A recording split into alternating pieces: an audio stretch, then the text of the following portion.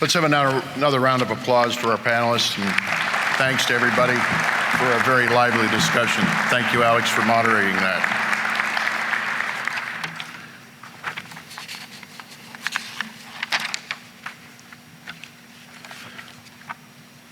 And now I'll ask Jimmy Brock to introduce the final portion of our program.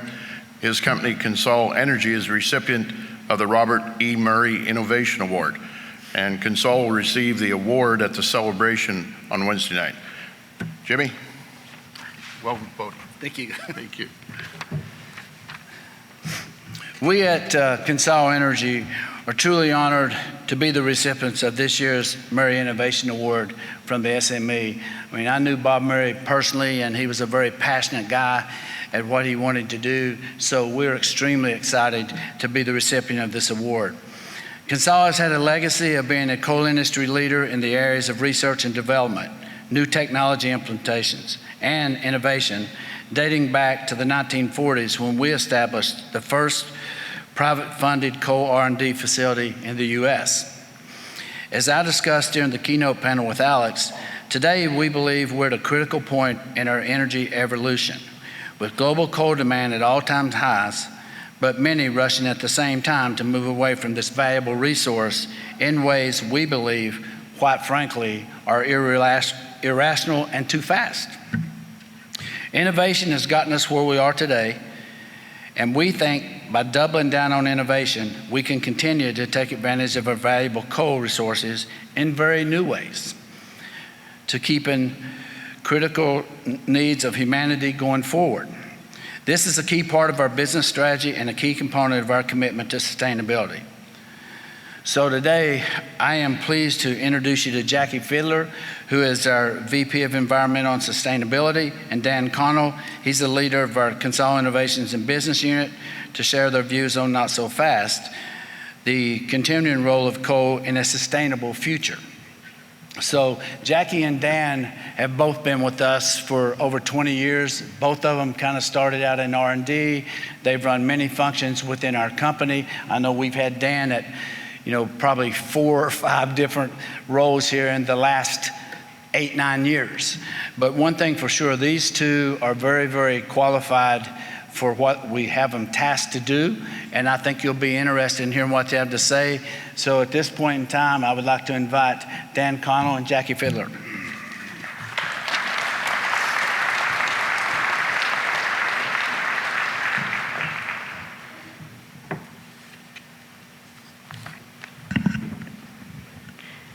Thank you for the introduction, Jimmy, and good morning, everyone. Before we get started, on behalf of our team, we wanted to thank SME for the opportunity to tell the CONSOL Energy story. As you just heard from the panel discussion, energy is key to modern life and our economy, and coal will continue to be relied upon globally for decades to come. With that background, I'm going to introduce the CONSOL initiatives that aim to make coal mining and utilization more sustainable. Then I will turn it over to Dan to challenge conventional thinking and introduce a new value proposition for coal. CONSOL is a publicly traded company headquartered in Canonsburg, Pennsylvania. Our Pennsylvania mining complex is the largest underground mining complex in North America, with a capacity to produce 28.5 million tons for use in industrial, power generation, and metallurgical applications. Our CONSOL Marine Terminal in Baltimore provides us with strategic access to the export markets and is the gateway for our product to reach 5 different continents. Our Itman Mining Complex in Wyoming County, West Virginia, produces a low-vol metallurgical product and supports our diversification efforts. We attribute our strong operational and financial performance to our more than 2,000 employees. Ultimately, it's this continued performance that provides us with the opportunity to research, develop, and invest in new technologies that we're going to tell you about shortly. When I reflect on CONSOL Energy's history, one word comes to mind: iconic. Together with our predecessors, we've been mining coal for nearly 160 years. Think Civil War. Abraham Lincoln's assassination, the Gilded Age. In the 1940s, CONSOL opened the first privately funded R&D facility with numerous contributions to the industry, from transporting coal slurry to developing construction materials from coal waste to emission control technology.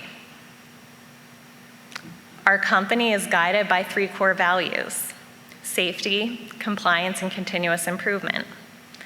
Our corporate culture is truly driven by these values. And coupling our strong legacy of innovation and technology with the perseverance of our team, CONSOL has historically tackled the biggest commercial challenges while creating opportunities for our business. And it's no different today. Many believe that coal is obsolete, dangerous, dirty, unnecessary. And they say there's no reason we should be using coal today or in the future. Our response: not so fast. The CONSOL Energy team is once again rising to the challenge. So setting the current state, we have a huge role to play in society and the economy. Coal continues to provide the largest source of electricity worldwide. Coal is helping to alleviate poverty and advance social progress, as nearly 1 in 10 people in the world lack access to electricity. And to put all of this into perspective, even though some may think coal is obsolete, in 2023, global coal production and use hit an all-time high, surpassing over 8.7 billion tons. Some may say, that's today. We must quickly reverse this trend, but that's not how our team is looking at the future. Based on global production and consumption in 2023, it's obvious that coal is needed around the world. Attempting to eliminate coal will undoubtedly create unintended consequences for society and the economy. Between now and 2050, the world population is going to grow by as much as 21% or more. And in parallel, as the world moves toward economy-wide electrification as a way to achieve net zero, electricity demand is projected to increase by more than 150%. How can we promote flourishing societies during this tremendous growth? We say, let's change the narrative. Let's stop talking about an energy transition in a manner that competes environmental aspirations against economic and social advancement. Let's talk about an energy expansion. We see a great opportunity for every single miner in this room to contribute to a positive, technically based, and financially reasonable change. They'll say, but what about ESG? At CONSOL, we stopped talking about ESG, and we started talking about ESGI. Our premise behind ESGI is that there are certain ESG metrics that are addressed with policies, pledges, and programs. But what have pledges, public statements, and disclosures really accomplished thus far? Maybe this is why ESG is losing momentum. To really drive meaningful change and to achieve global aspirations, innovation is absolutely necessary. As miners, we face unexpected challenges on a daily basis. And we are trained to not just talk about the challenge, but to bring the solutions. To us, this mentality is ESGI at its core. Innovation takes time. Innovation takes investment. Innovation takes repetition and failure. But regardless, we must keep trying to advance. And so in the spirit of continuous improvement, we named our sustainability initiative Forward Progress. Our approach: innovate across the entire coal value chain, from the mine to utilization. The value chain is large, and we've cast a very big net. But we are also very intentional with the initiatives we select to pursue. So these 6 criteria serve as a gate for evaluating our R&D efforts, and with each, we are always looking for a specific business case.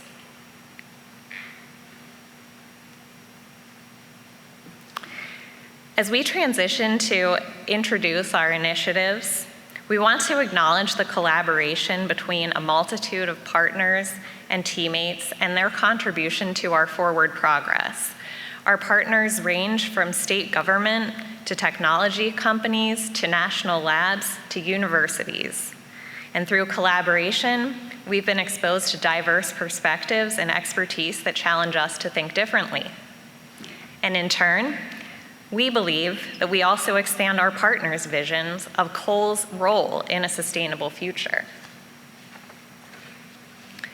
Innovation starts at the face and follows the material along the beltline through our stockpiles and processing all the way to the loadout. From a business perspective, the benefits of mining more efficiently, increasing recoveries, and lowering costs are clear and are foundational to remaining competitive in the long term.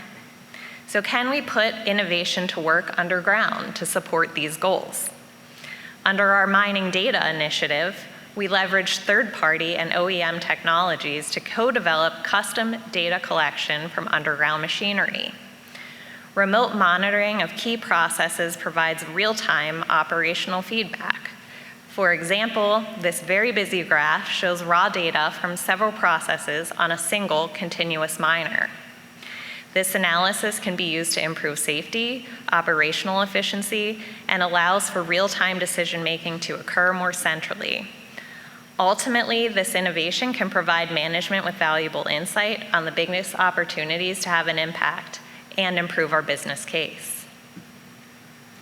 On the surface, our technology efforts aim to support achievement of our environmental goals, including our aim to reduce our direct operating greenhouse gases by 50% in the near term, with an aim to achieve net zero in the long term. To do this, we plan to deploy established methane oxidation technology for higher concentration sources of methane. But relying on the established technology alone will not allow us to achieve a long-term goal. To do that, we must find a way to address some of the hardest greenhouse gas emissions to abate: high volumes of ventilation air with very, very low concentrations of methane. These cannot be addressed with existing technology. So putting ESGI into practice, we are partnering with Johnson Matthey and Oak Ridge National Lab to demonstrate and advance a catalytic technology to mitigate these emissions. And most importantly, we are aiming to do so while improving safety and without compromising mine productivity. As an underground miner, coal slurry impoundments or tailing storage facilities are the biggest surface footprint of our operation. These facilities are sensitive and pose operational, safety, and environmental risk. To turn this challenge into an opportunity, we partnered with Omnis Bailey to implement a fine coal recovery process that creates a high-quality carbon feedstock for use in higher value applications. In turn, this process reduces waste to disposal in alignment with our environmental goals. But what about downstream uses of coal? Is it possible to reduce coal's environmental impact? We fully acknowledge that advanced technologies such as carbon capture and storage are critical to achieving global greenhouse gas emission reduction goals. We also believe that the viability of CCS is dependent on clearing some very complex economic, technical, and geological hurdles. As you've heard, we are aiming to reduce waste at our tailing storage facilities. And this project, our 21st Century Power Plant project, aims to design a waste coal and biomass-fueled power plant. This project is an excellent example of how we're looking at innovation synergistically and holistically. This project incorporates carbon capture and storage for net negative CO2 emissions. the bioenergy carbon capture and storage that is recognized as a component of all net zero scenarios. Ultimately, we are striving to advance the state of knowledge surrounding the opportunities, challenges associated with deployment of carbon capture and storage in the Appalachian Basin. Coal's many abundant characteristics make it accessible and essential to the world. And in the US, we can produce our abundant resource responsibly for decades to come. Thinking about the future, I'm going to turn the presentation over to Dan to look even further downstream and outside of the box.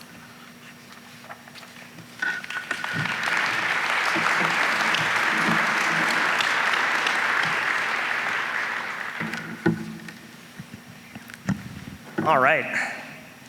Thank you, Jackie, and good morning, everyone. I'm going to pick up where Jackie left off and really take this in a little bit of a different direction. I would like to share our thoughts about the huge role we believe innovation can play in shaping coal's future, as Jackie said, even further downstream, and why it's critically important for us to get the word out to allow that innovation to happen. So without further ado, I know there are a lot of very smart people in the room, so this statement probably doesn't apply as broadly to all of you. But I'm still going to accept the challenge today to try to make sure that you leave here with a greater appreciation for some of the really high-tech, non-combustion uses for coal that may surprise you and that we should be talking more about. As you've heard very clearly from the keynote panel and from Jackie, we all, of course, know coal as a source of reliable, dispatchable electricity. But I think comparatively few people really appreciate the essential role that coal has played and continues to play in providing basic necessities of human life. Steel, cement, water filtration, and fertilizers are all produced using coal as a key ingredient. So in addition to serving as the largest source of electricity in the world, as Jackie mentioned, coal also provides many of the other basic necessities of human life: food, clean water, shelter, infrastructure, to billions of people around the world every single day. Ironically, when you think about it, even windmills and solar panels depend on coal. Coal provides the carbon reductant needed to convert quartz ore into elemental silicon in the manufacture of solar panels. And over 100 tons of coal are generally required using today's technology to make the steel and cement needed for a 1 megawatt wind turbine. Again, these facts may be very familiar to you in the room, but how about this one? This is the X-59, arguably one of the most innovative prototype aircraft in the world. It's being developed by Lockheed Martin as the centerpiece of NASA's Quest mission, which seeks to allow supersonic flight over land by significantly reducing the magnitude of the sonic boom. Put things into perspective, a sonic boom is 110 decibels, similar to a firework exploding nearby. The goal of the X-59 is to reduce this to 75 decibels, on par with a car door being shut across the street. So the X-59 is scheduled to make its first test flight this year. And how many of you would have guessed that the key components of this aircraft started with coal? I'll let you think about that for a few minutes, more on that one to come. But it's outside the box applications of coal like this that led CONSOL to formally establish CONSOL Innovations as one of our key business units last year. At CONSOL, we believe that coal will continue to play a vital role, as it has since the Industrial Revolution, in providing energy and carbon source to meet basic human needs around the world for decades to come. That's why our core business, as Jackie described, includes our Pennsylvania mining complex in Northern App, our Itman mine in Central App, and our CONSOL Marine Terminal in the Port of Baltimore, and is focused on fueling the world for a better tomorrow. But we also believe that coal can be transformational as a feedstock for meeting rapidly evolving new needs that will become increasingly important as society continues to progress.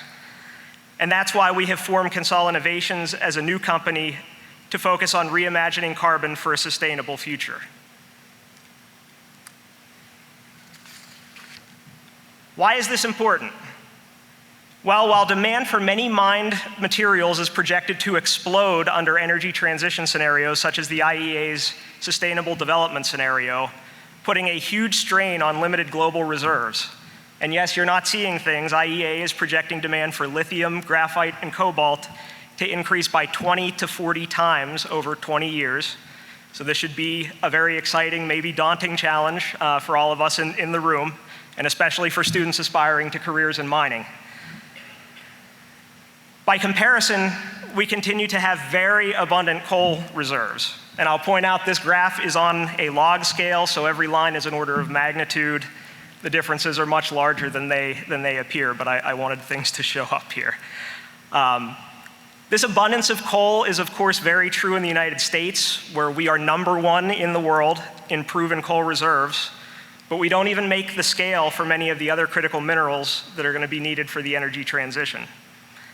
As Jackie mentioned, we also know how to mine this coal very responsibly, in many cases using existing operations and infrastructure, and constantly pushing the ball forward in terms of technology. So to the extent that we can find a way to use coal in entirely new ways to meet unmet needs of the future, whether that means producing net negative baseload power, as Jackie described with our 21st Century Power Plant project, or using it as the foundation for advanced carbon products and materials, there truly is an opportunity to be disruptive.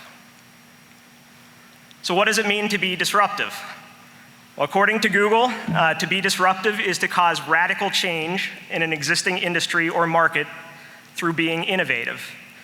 And as the leader of CONSOL Innovations, just kind of getting started here, I do have to chuckle at the example that Google provides. Breaking a disruptive technology into the market is never easy, so Jimmy, remember that. But in all seriousness, what we are doing at CONSOL is creating a platform for innovation that's focused on carbon management and carbon materials. And our goal is to use this platform to be disruptive in rapidly growing markets of the future that are in desperate need of solutions. Let me give you an example. Here are a few statistics for you to think about. 2 billion, the number of new homes the world needs to build by the end of this century. That's about the same number as currently exists globally today. 4 times the projected growth in timber demand through 2050.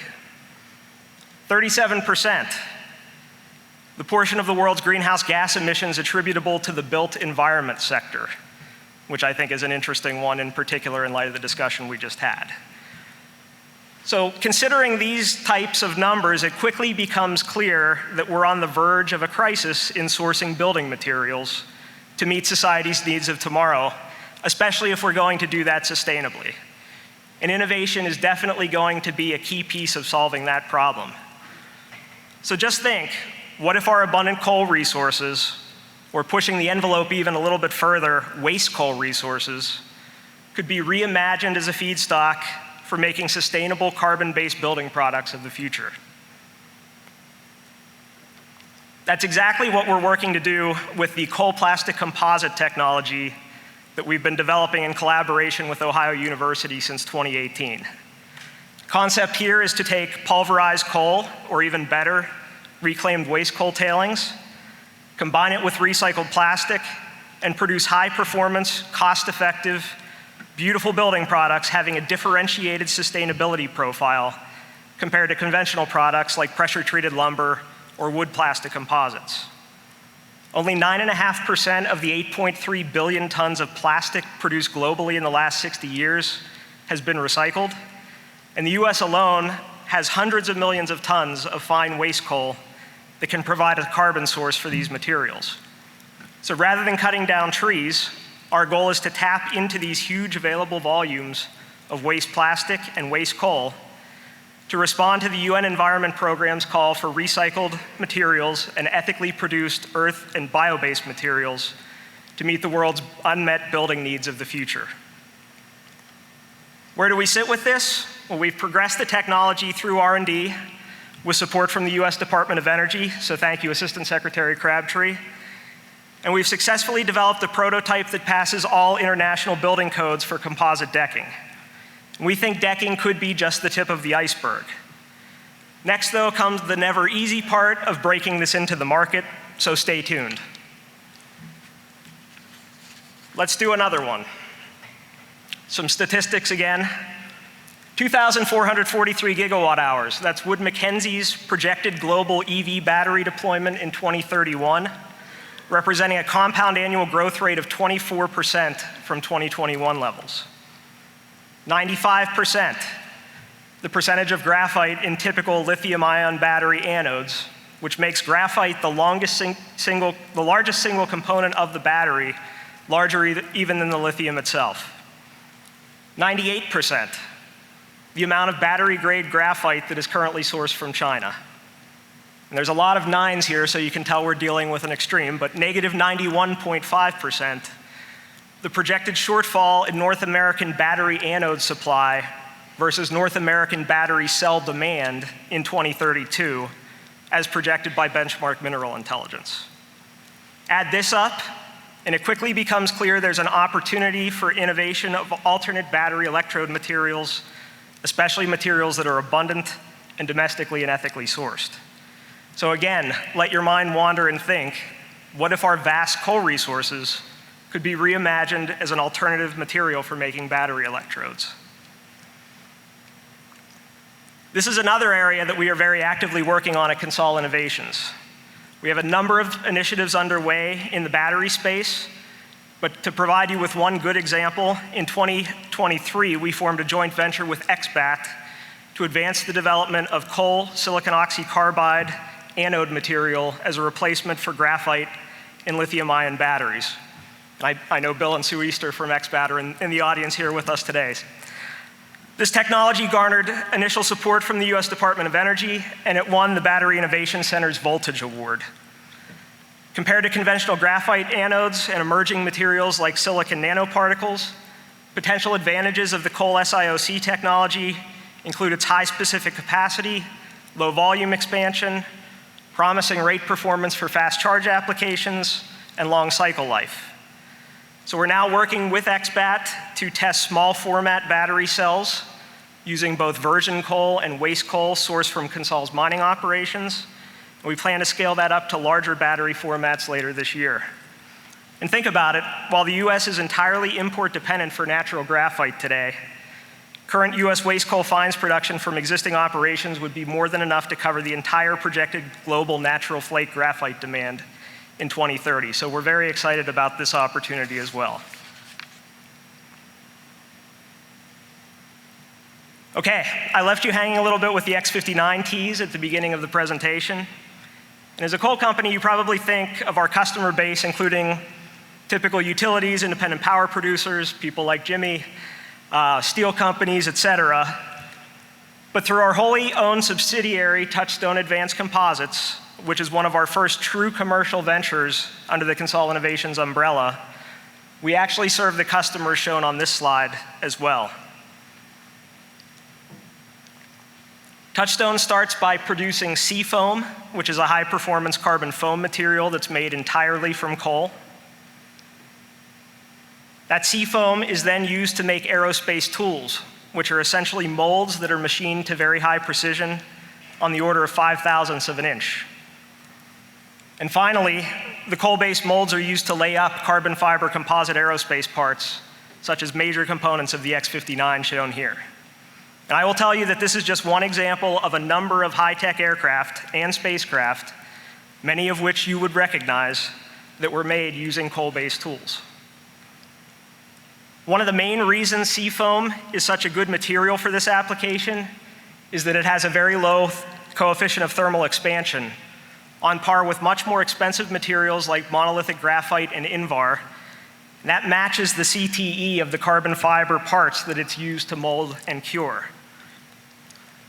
It's also highly machinable, repairable, and about 16 times lighter weight than steel and Invar for a given volume, making it much easier to work with. Seafoam and other carbon products made from coal can be engineered to have a number of other properties that might be very counterintuitive to you as well, such as being highly heat resistant. This makes them very interesting for applications like thermal shielding, fire protection, and so forth. So just think, we're using coal as our thermal shield. Who knows? Someday we might not just be using coal to make the molds for the aerospace parts, but using it directly in the parts to provide certain performance properties as well. And I'll say these are just examples. Our approach is not to put all of our eggs in one technology basket, but rather provide a platform of creative ideas in collaboration with our partners, as Jackie showed, that could help to change the world, quite frankly, with carbon as a very versatile common thread. So coal is used to make cement today. What if we developed a continuous manufacturing process to allow the use of carbon from coal as a lightweight aggregate in concrete of the future? Coal is used to make steel today. What if we developed the technology to enable us to 3D print structures of the future using coal-based materials? And coal is used to supply reliable baseload power today. What if we used it, as Jackie said, in combination with biomass and carbon capture and storage to supply that same reliable baseload power that the world will need tomorrow, while actually removing CO2 on a net basis from the atmosphere in the process? These are all initiatives that we have actively underway as well. So when we talk about the energy transition, we should think less about abandoning the resources that have enabled society to prosper, and think more about reimagining those resources to continue to allow society to prosper in very new and sustainable ways going forward. And if you're interested in learning more about all the innovative work that's going on, including by many of our colleagues in this space, I'd encourage you to check out the session that Eric Sherritt is hosting on coal to products this afternoon. That'll be at 2 p.m. in room 226A. So as I think you've probably recognized this morning from all that's been said, we find ourselves at a very critical point for both our industry and society at large. Our future is going to depend in a very big way on how our next generation of inventors and decision makers choose to approach the challenges that confront us. So making sure our children, and in particular our students, are provided with the full story and allowed to learn all the facts is of paramount importance, as they will have the opportunity to make or break all of our futures. I'm going to tell you this next story to hopefully inspire you to go back to your own communities and do something similar based on what I just said. So last year, our friends at Touchstone Research Laboratory in Triadelphia, West Virginia, participated in an assembly with the 5th grade class at Wheeling Country Day School. And this wasn't just any assembly. After learning about our seafoam material made from coal mined right there in their home state of West Virginia and its unique properties for the aerospace industry, the class asked if they could send a piece of seafoam to the edge of space. So that's exactly what they did, using a weather balloon and a camera to monitor its progress. It went through the troposphere where we live, and this is an aerial shot of Wheeling, West Virginia. You can see the piece of seafoam, which is actually a few pieces glued together by the students there, resting on the end of a few tongue depressors,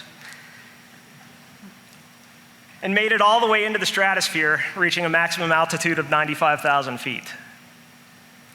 So this undoubtedly made an unforgettable, maybe life-changing impression on how these young students see coal, technology and innovation, and even the world.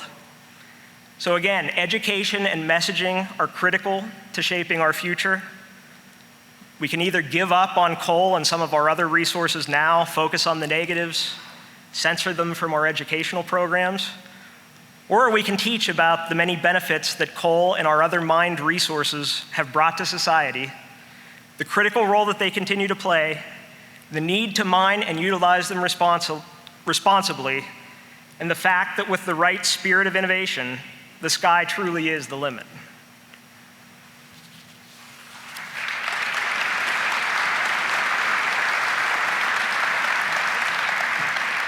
I like it.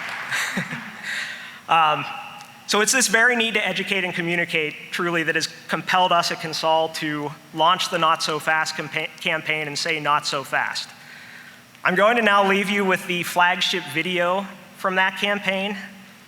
And since I'm talking about innovation as you watch this, I'd encourage you not only to think about how much the world continues to rely on traditional uses of coal right now, But also, as you see these images and challenges, think about how through innovation, coal can rise to the challenge of meeting the evolving needs of humanity in very new and different ways in the future. The world is rushing to renewable energy. But why so fast? What will be the unintended consequences of abandoning fossil fuel-based power before we're ready? How will our quality of life be impacted?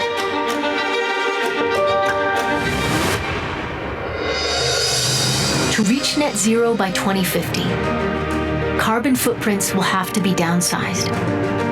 And not just by our energy choices. Speed limits will need to come down. Our thermostats could easily be regulated. Travel restrictions are waiting right over the horizon. Renewable energy comes with a whole new set of resource challenges, and they are staggering. Global demand for several critical minerals is set to skyrocket by roughly 500%. Wind and solar farms will require land the size of Texas.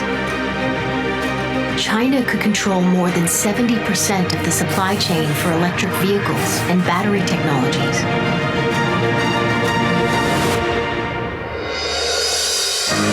Without access to affordable fossil fuels, developing nations around the world will continue to face grinding poverty. Coal can be a bridge for these emerging economies to rise up and move ahead, and they have every right to achieve what we have. The world is rushing to renewable energy, but a new narrative is evolving.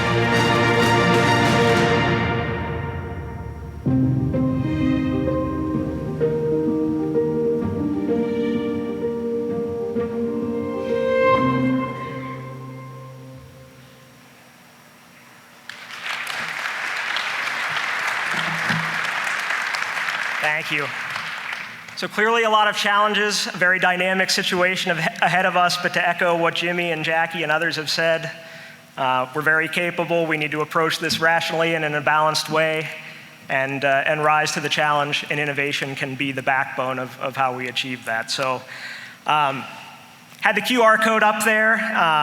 If you like the video and are interested in learning more, that code will take you to the website, the homepage for the Not So Fast campaign. We're also going to have bumper stickers outside the back as you're walking out, so take one for yourself, take a few for your friends and colleagues, and help us spread the word. So with that, I'd like to thank all of you for attending this morning and for your attention. Thank SME again for this very tremendous and humbling honor, and wish all of you a very productive, enjoyable, and thought-provoking conference. And I'll now turn things back over to Dave Carnegie.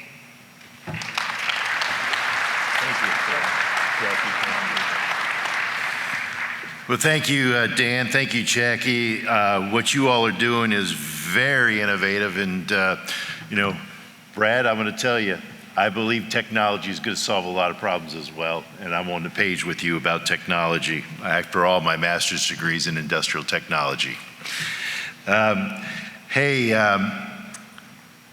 We have a really special program coming on Wednesday night to award Dan and Jimmy and Jackie the Murray Award. It's going to be at 5 o'clock over at the Sheraton, and we're going to have a very special awards program followed by a super reception that follows that. If you're registered for the program, you don't have to do anything but show up. You don't have to buy a ticket, and we would encourage all of you to be there. And I want to particularly talk about the Murray Award that was just highlighted here. I knew Bob Murray pretty well. He was a very passionate person, very passionate about mining, very passionate, even more passionate about coal mining. And he was fun to be around. But I want everybody, one of the things we're doing this year is we're going to put all of SME's awards that are given out to the award winners during the reception on a table, individual table for each award, so that you can go around and say congratulations to the award winners, but also take a look. SME's hardware on some of these things are really, really special. I particularly want you to look at the Murray Award. It's got a beautiful crystal statue, and there's Bob's face. And I think his eyes move when you walk around. And I was once in our warehouse, and I said, hey, did Bob follow me across the room? Because I could have sworn his eyes moved on that vase. But anyway, come and see it. It's a real pleasure, and it's a real honor to award it to CONSOL this year. So congratulations for the work that you guys are doing.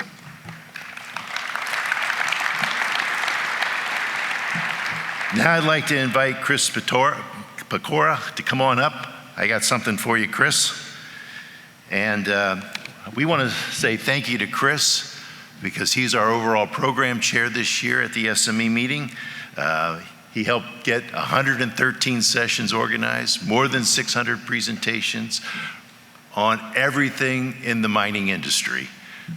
It's a daunting task. But Chris, you've done a wonderful job, and I thank you for your leadership getting all that together this year. We got something here for you. Thank you. Appreciate it very much. We also have about 800 booths downstairs. Looking forward to seeing all of you. And there's plenty of products and services on display for you to take note of. And I encourage you to do that right after this session as the exhibits will open. And at 11:30, I believe there's lunch down there, and you'll be able to grab something to eat as well on the exhibit floor before the session started at 2 o'clock this afternoon. So thank you for being here this morning. Let me thank you to everybody that participated here this morning, and we look forward to seeing you throughout the week.